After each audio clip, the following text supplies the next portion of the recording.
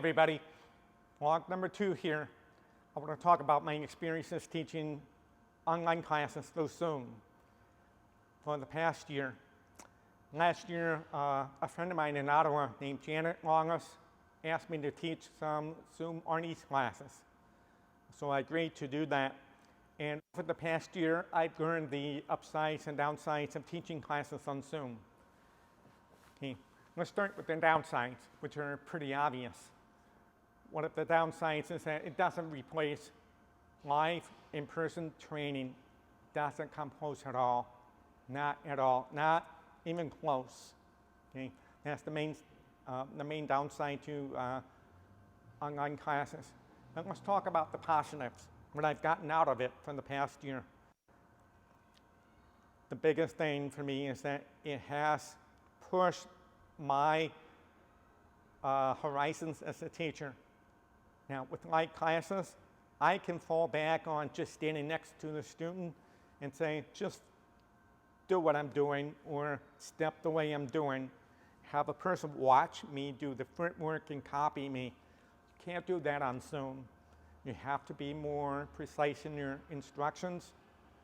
You have to be aware of the angle in relation to the camera on the laptop. Some folks are fine with me facing them. Others ask me to turn around to demonstrate the footwork.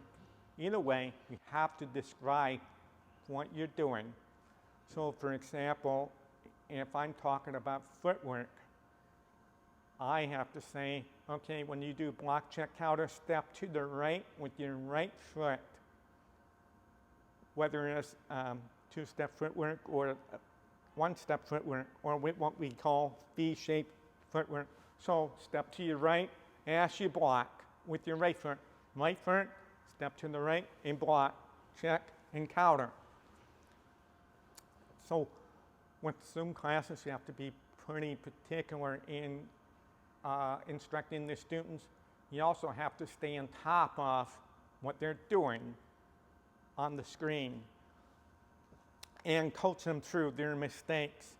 And it can be challenging at times when a student keeps making the same mistake, which I feel it would be easily correctable if you were teaching in person.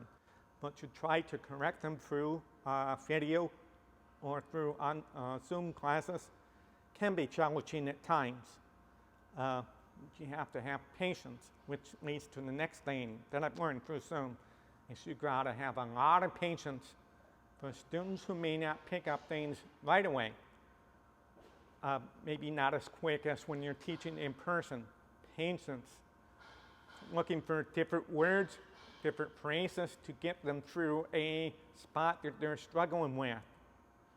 So for example, today I was teaching Anyuisa King Form 1, and there was one particular spot that a student was struggling with.